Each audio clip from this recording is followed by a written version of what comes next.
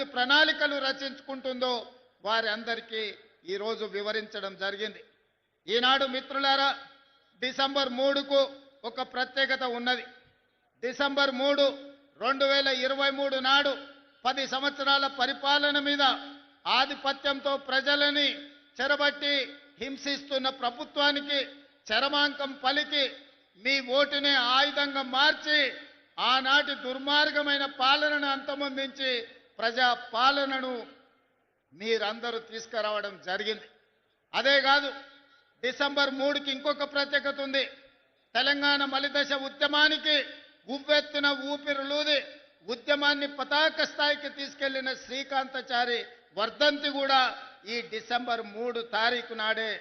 అందుకే శ్రీకాంతాచారి స్ఫూర్తితో నేను మరణించినా సరే, నా కుటుంబం నష్టపోయినా సరే, నా కుటుంబం కష్టపడ్డా సరే, తెలంగాణ నిరుద్యోగ యువతకు ఉద్యోగ ఉపాధి అవకాశాలు రావాలి, వాళ్ళ జీవితాలలో వెలుగులు నిండాలి అని ఆనాడు శ్రీకాంతాచారి ఆత్మ బలిదానం చేసుకొని ఈ తెలంగాణ రాష్ట్ర ఏర్పాటుకు ఒక గొప్ప స్ఫూర్తినిచ్చారు.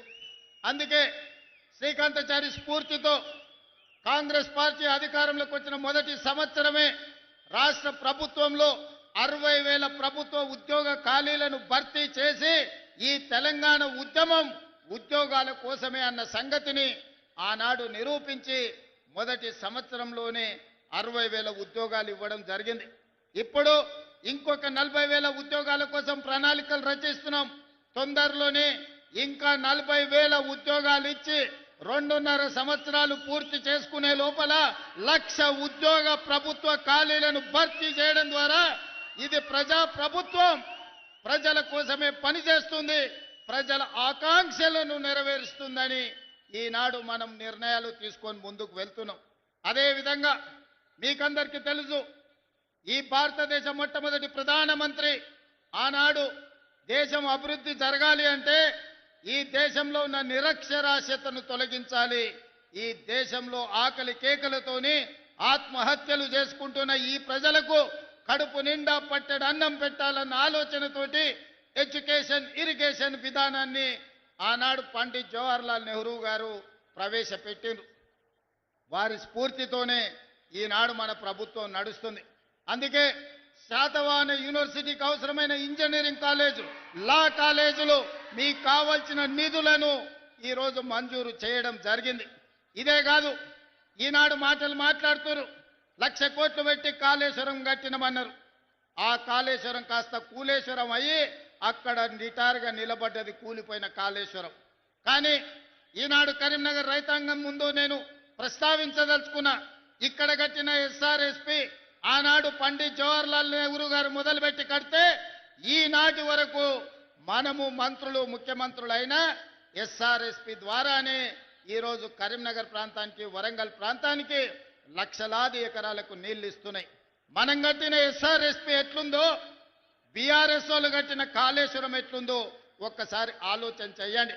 ఇదే కాదు, బాక్రానంగల్ నుంచి మొదలు పెడితే నాగార్జున సాగర్ శ్రీశైలం వరకు ఈ ప్రాజెక్టులన్నింటినీ కూడా ఆనాటి మన పాలకులు మన ప్రధానమంత్రులు కట్టినాయి. ఈ రోజు దేశానికి సేవలు అందిస్తున్నాయి. ఈ దేశమే ఎంతో ఆహార ఉత్పత్తిని పండించే దేశంలోనే వరి ఈరోజు అత్యధికంగా పండించి దేశంలోనే మొదటి స్థానం తెలంగాణ వరి ఉత్పత్తిలో వచ్చిందంటే మనం కట్టిన నాగార్జున సాగర్, మనం కట్టిన శ్రీశైలం, మనం కట్టిన శ్రీరామ్ సాగర్, మనం కట్టిన భీమా, కోయిల్ సాగర్, నెట్టెంపాడు, సీతారామ సాగర్, ఇందిరా సాగర్ లాంటి ప్రాజెక్టులు, జూరాల ప్రాజెక్టులు ఆనాడు మనం కట్టినాం కాబట్టే ఈరోజు దేశంలోనే అత్యధికంగా వరిని పండించే రాష్ట్రంగా మనం రాణించినాం.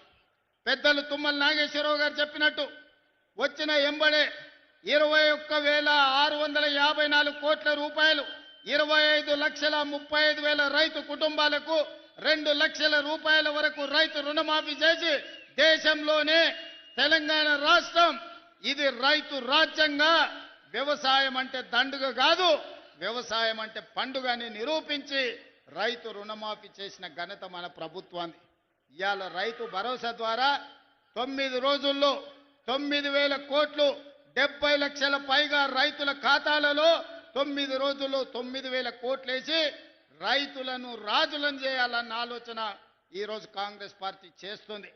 దాదాపుగా కాంగ్రెస్ పార్టీ అధికారంలోకి వచ్చిన తర్వాత 1,04,000 కోట్ల రూపాయలు రైతుల కోసం వ్యవసాయం మీద మనం ఖర్చు పెట్టడం జరిగింది. అదేవిధంగా ఇక్కడ మా అక్కలు మా ఆడబిడ్డలు ఉన్నారు. అక్కలు పండుగ నాడు అమ్మగారింటికి పోవాలన్నా లేకపోతే అమ్మవారిని దర్శించుకోవాలన్నా ఇంటి ఆయనను కన్న కొడుకునో కిరాయి పైసలు అడిగే పరిస్థితి. అందుకే మా ఆడబిడ్డల అమ్మవారిని దర్శించుకోవాలన్నా లేకపోతే అమ్మను పోయి చూడాలన్నా ఆర్టీసీ బస్సులో ఇవాళ ఉచిత ప్రయాణం ఇచ్చినాం. 8,000 కోట్ల రూపాయలు ఉచిత ప్రయాణం కోసం ఖర్చు పెట్టినాం. దానికి మీ అభిమాన నాయకుడు ఇక్కడి శాసనసభ్యుడే పొన్నం ప్రభాకర్ గారి మంత్రివర్గంలో ఈరోజు ఆడబిడ్డలకు ఉచితంగా బస్సు ప్రయాణం. అందరూ అనుకుంటుండొచ్చు మా అక్కలు ఉచిత బస్సులనే తిరుగుతున్నారని. ఉచిత బస్సులో తిరగడం కాదు, మా అక్కలకు 1000 బస్సుల యజమానులను చేసినాం. ఇవాళ స్వయం సహాయక సంఘాలు బస్సులు కొని ఆర్టీసీకి కిరాయి పెట్టి వందలాది బస్సులకు ఇవాళ మా ఆడబిడ్డలు యజమానులు అయ్యారు. అదాని అంబానీలు ఉత్పత్తి చేసే సోలార్ పవర్ ప్లాంట్లు ఈరోజు మా ఆడబిడ్డలకు ఇచ్చినాం. ఇదే కాదు, అడిగిన వాళ్ళందరికీ రేషన్ కార్డులు ఇచ్చినాం. ఆయల్ల ప్రభుత్వంలో రేషన్ కార్డు కావాలంటే అదో పెద్ద పైరవి, దొరగడి ముందల చేతులు కట్టుకొని నిలబడాల్సిన పరిస్థితి. కానీ మనం వచ్చిన తర్వాత అడిగిన ప్రతి కుటుంబానికి, పెళ్ళైన ప్రతి ఆడబిడ్డకు అమ్మగారింటికా నుంచి అత్తగారింటికి పోతే రేషన్ కార్డు అప్పటికప్పుడే ఇచ్చి ఆ కుటుంబాలను ఆదుకున్నాం.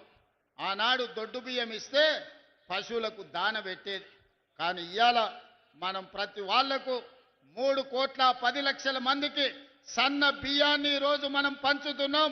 ప్రతి ఇంట్లో ఈనాడు సన్న బియ్యం వండుకొని సంటి పిల్లలకు తినిపించి ఈరోజు మా ప్రభుత్వం ఇందిరమ్మ రాజ్యంలో మేము సన్న బియ్యం తింటున్నాం, మాకు వస్తున్నాయని మా అక్కలు చెప్తున్నాం. అదే కాదు, ఆ ఎల్ల కరెంటు బిల్లు అవతల రూమ్లు ఉంటే యువతల రూమ్లో ఉంటే అవతల బంద్ చేసుకునేది. జరసేపు ఫ్యాన్ వేసుకుంటే జరసేపు ఆపుకునేది. ఎందుకంటే కరెంటు బిల్లుల కష్టం ఉండే. అందుకే ఇవాళ పేదవాళ్ళు ప్రశాంతంగా ఉండాలి అని అంటే ప్రతి పేదవాడి ఇంటిలో వెలుగులు నిండాలి అని ఈరోజు 200 యూనిట్ల వరకు ప్రతి పేదవాడి కుటుంబంలో దాదాపుగా 50 లక్షల కుటుంబాలకు 200 యూనిట్లు ఈనాడు ఉచితంగా కరెంట్ ఇస్తున్నాం. ఇదే కాదు, ఇల్లు లేని వాళ్లకు ఇల్లు ఇవ్వాలని ఇందిరమ్మ ఇండ్లు ఇప్పటికే 4.5 లక్షల ఇండ్లు మంజూరు చేసినాం. 22,500 కోట్ల రూపాయలు ఈరోజు పేదల ఇండ్లకు ఖర్చు పెడుతున్నాం. ప్రతి గ్రామాన ఇవాళ ఇందిరమ్మ ఇండ్లు నిర్మించుకుంటున్నారు పేదవాళ్ళు. అందుకే ఈనాడు ఆడబిడ్డల మంచి కోసం, రైతుల మేలు కోసం, నిరుద్యోగ యువత యొక్క భవిష్యత్తు కోసం